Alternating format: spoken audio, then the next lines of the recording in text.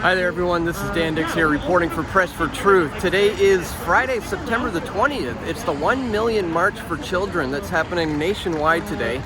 And I'm here at Robson Square, and there's currently more counter-protesters than there are actually protesters. So what are the protesters talking about? Well, they have a problem with the indoctrination of children into LGBTQ ideology in schools all across Canada. In fact, in British Columbia alone, there's a program called SOGI 123 that stands for Sexual Orientation Gender Identity, and it's taught to kids as young as 5 years old. So this is what a lot of the people here are counter-protesting, and the way that I know that they are counter-protesters is because there's only about 50 people here, and maybe 95% of them are in masks. Let me show you. So literally every single person. Right. Reminding you now, this is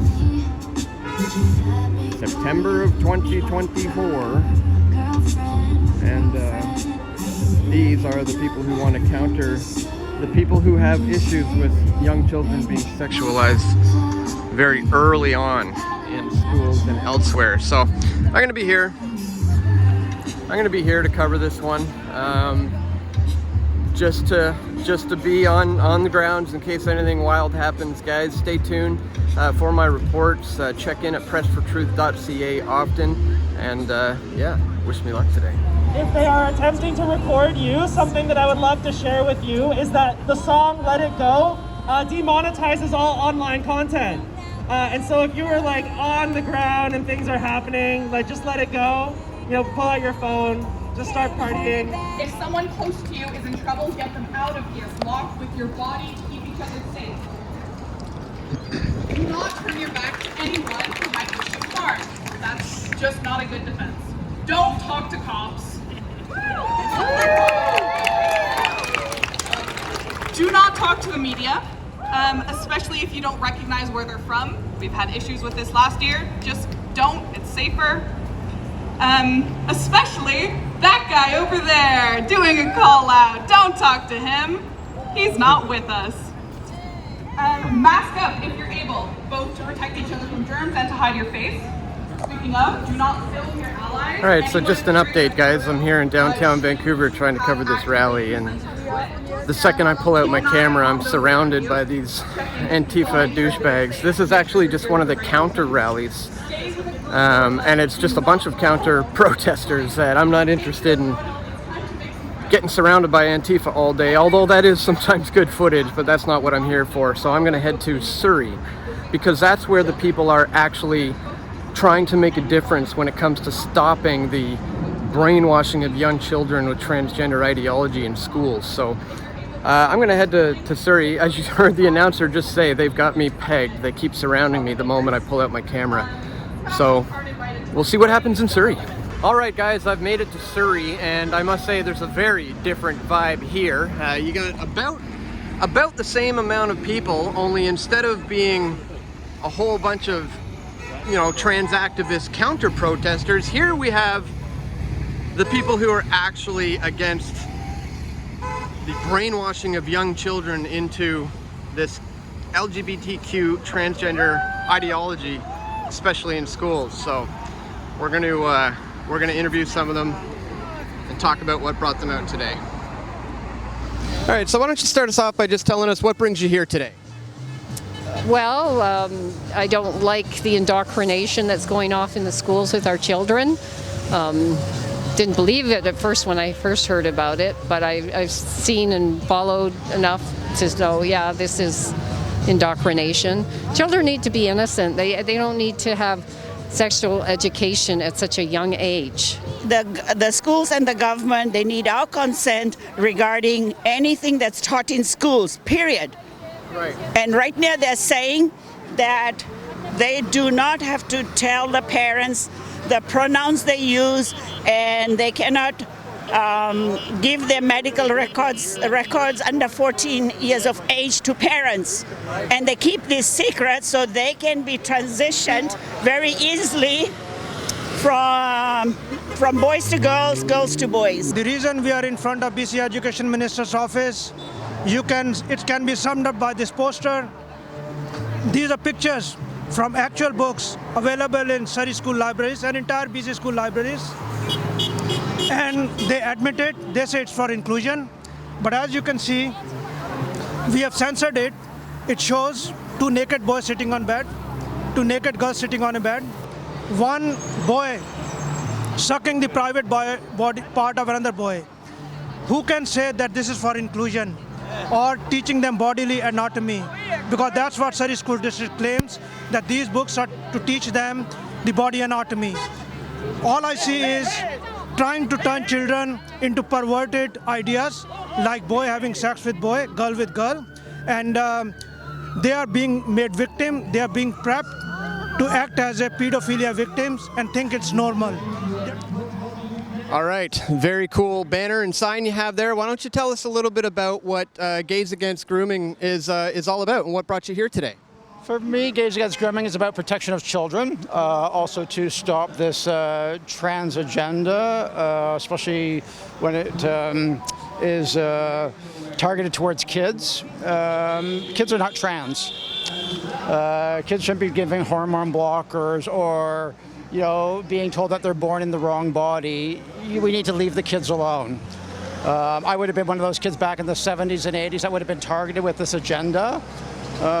For me, I'm here today, protection of kids, give a voice to the parents and kids, also to represent the gay and lesbian bi community, that our community has been hijacked by this trans-fascist agenda, queer fascism. When my children were in school in grade 6 or 7, we used to get a letter and we used to give them parental consent to be taught the male reproductive organs or the female. So that's how it should be. There's a legal age for driving, 16, legal age for voting, 18, alcohol consumption is 19, there should be a legal age for this. You haven't completely developed physically from a medical point of view till you're 25 years old. And you're going to start, I'm a woman, and my doctor said I couldn't take hormone therapy for menopausal symptoms because it was too dangerous. It was not safe. It's risky. But it's okay to give puberty blockers to adolescents? Come on. Common sense. We got to get back to common sense. I'm here today to sort of defend my community, as far as the lesbian, gay, bi community, that this isn't who we are. We do not advocate for transitioning of kids, hormone blocker for kids, and get this crap out of the classrooms. Now, I've heard some gay people say that it's not necessarily someone who's trans that's the problem, it's the indoctrination of children, right? Yes, I mean, I have no problem. Trans adults, you do it as an adult, you've gone through a lot of... That's not, we're not talking about the same thing, and this is not an attack for trans people who have transitioned as adult, have struggled throughout their life, but they're not the ones out there advocating for trans rights for kids and wanting to read drag queen story time to kids. That's an agenda. Most trans people, adults, they want to be left alone. Just like gays and lesbians, I want to be left alone. I never thought in my life that I have to be out here defending the gay and lesbian community because of this nonsense. I'm just a gay guy, simple gay guy. I just want to be left alone and go about my life. I don't need rainbow flags in the classrooms or all this nonsense. Just let the kids get a proper education and stop telling them that there's 72 genders and start letting them learn calculus and things like that. I think our whole education system should be revamped. If we look at the education systems, the one of the best in the world. Myself, I'm a PE instructor as well, teach soccer as well. You have to look at the Netherlands, you have to look at the Scandinavian countries. Majority of their education throughout the day, whether it's minus 30 or plus 30, the kids are outside, they're learning outside by doing, making, gathering, creating. We also have to look at that. Are we actually preparing kids for the real life in schools here? If you ask me, I think that we need to really think about, reiterate this, rethink about it, recreate the system. This is way above our control because all the parties are involved. It's to do with money. Money is in abundance. It goes to all the parties. We have the people, they have the money. But what we need to do as parents, take this very seriously and do homeschooling. Yeah. Oh, private schools. Some people think it might be beyond the point of trying to change the school's mind, and perhaps we should shift into just getting them the heck out of there and looking into homeschooling. What do you think? Absolutely. If I was a parent today, absolutely I would advocate for homeschooling. This is an embarrassment. Me as a gay man, this is an embarrassment. It's such an embarrassment. And usually when you see the ones out there advocating for trans rights, you think they're at a circus carnival because they're not just knowing. They're all dressed up, purple hair, pink. I did that as a punk rocker in the 80s, but we weren't advocating for the mutilation of children. We were sort of anti-government. But now you've got this movement for, pro-government, pro-socialism, pro-Marxism, and it's nonsense. And you can speak from experience that children who go through gender dysphoria will more often than not turn out to just be gay, right? They don't necessarily have to transition. So in my mind, trans activism is a gay genocide. Trans activism is also a homophobic cult.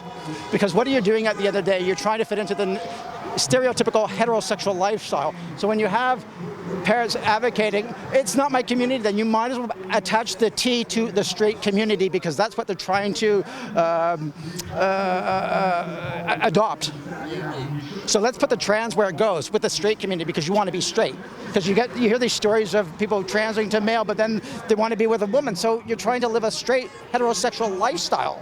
And as far as the P is concerned, as far as being pedo and all that, yes, it's also a pedo agenda. But when you look at it, pedo agenda is also, they hide under the guise of a straight heterosexual lifestyle. I was sexually abused as a kid. The man that perpetrated against me was living a heterosexual lifestyle with adopted kids. My family actually had 2 pedophiles from the Big Brothers Association. So I know what grooming is firsthand.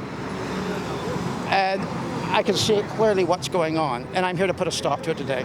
It seems to me that the majority of Canadians, I think, are in line with what you are saying. They don't want to see the transitioning of kids. So it really seems that it's a very small percentage and a small faction of people who actually are trying to get this happen. So we should be able to get the rest of Canada on board pretty easily, shouldn't we? In theory, it's easy, but what happens is government constantly watches movements. They bribe and scare the leaders. They send infiltrators to break the groups. I have seen last 2-3 years how in Telegram groups, Facebook group, I can also identify the footprints of infiltrators. They have techniques, psychological techniques, and normal people don't know, they get trapped. So, for instance, this 1 million march. After last September 20th, the main organizer, which was Camille Sheikh in Ottawa, government got to him and he called off the next protest. And the same government approached Mahmoud Mura of Calgary. He did not get bought out. And he made it open that he was offered $1 million. And they said, and they don't offer directly, they said, you can open a non-profit charity organization and we'll give guaranteed 1 million aid.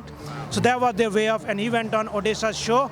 But when other media doesn't care, because they're all in this together, your message of truth doesn't even spread. So they have power that you are the most truthful person, but no one will know. Do you think we're beyond the point now of fixing or changing the schools and the education system, and maybe should start thinking about just getting the kids out of there and homeschooling? What are your thoughts on that? Or can we still change the curriculum to get it back to the way it used to be? It's the curriculum is ingrained, but everything can be changed if there's a will. So we know if the government wants to change, it can change. So we know current government doesn't want to change. And let's say conservative BC comes to power. I'm pretty sure they are just giving lip service to get the votes because leader John Rustad voted yes to Soji in 2016. So he has never apologized. He never said why he voted. So in 2024, he's saying he will remove it. But what was he doing in 2017, 18, 19, 20, 21, 22, 23, when children were being harmed, when we recalled BC Education Minister, when all the rallies, protests happened? So it looks like government who are funded by top guys, they are just beholden to them and they're not going to remove it. So only chance is if some new people come into the parliament like us, we are fielding our candidates. If we can send some candidates in BC Victoria legislature, our voice will be heard, will be entire BC, and they will be empowered that someone for a change is speaking for them. Either that's our hope. The alternative is people pull children from public schooling. But it's not super practical. the way inflation is, both parents have to work to make ends meet. Who will be at home to homeschool them? So some parents are doing is sending signal to schools, but that's not the full solution. Right. So what sort of things, do we need to see moving forward, in the coming months and years, do you think? A BC provincial election is coming next month, October 19. Our best bet was to field a lot of candidates who are against it. But generally, parents do not have that capability. And established party, they have money, propaganda, organizational power, and social media they own. So they are at a huge advantage to hijack everything, and that's what's happening. So I think parents, one thing I can tell you, very effective thing, every MLA has office in their riding. If parent organizers organize themselves and go there and tell them we don't want, you as an MLA go into legislature and say my constituents want Soji out. If parents force their MLAs, which they can, if they have willpower to go into the office, 100 people, 200 people, sit in there, they can do it. But it needs will and some action and some perseverance. All right, there you have it, ladies and gentlemen. That pretty much marks the end of the 1 Million March for Children here in Vancouver. As you saw earlier, I was down at Robson Square where there was only counter-protesters. It was literally just about 50 or 60 transgender activists who are just coming out to support one another for countering these types of rallies. And in case you didn't know, they're happening all across the nation today, in Toronto, in Montreal, in Alberta, and in Vancouver, and Coquitlam, and Victoria, and Vancouver. And now we're here in Surrey, where I managed to find a lot of the people who truly do care for the future of children in this country. And it's really a small faction of Canadians who are actually kind of pushing for the gender ideology to be pushed in schools. I think the majority of Canadians would agree that that is something that is absolutely wrong, that children should not be involved in whatsoever. So let me know your thoughts in the comment section below. Do you fall in line with what these people are saying, or are you more in agreement with the counter protest, which if you came out here to one of these events, it would look like it's 50-50, but in reality, the trans activist community is a very small minority of the majority of Canadians who believe that this is the indoctrination of children that needs to stop.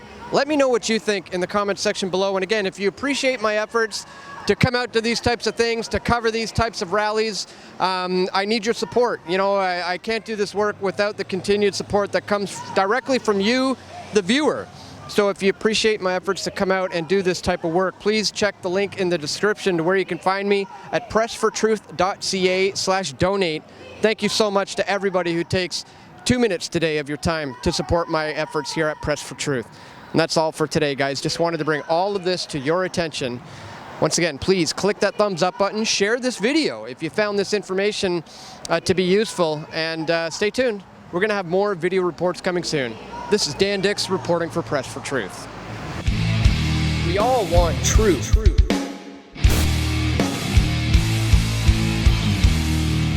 The truth will set you free.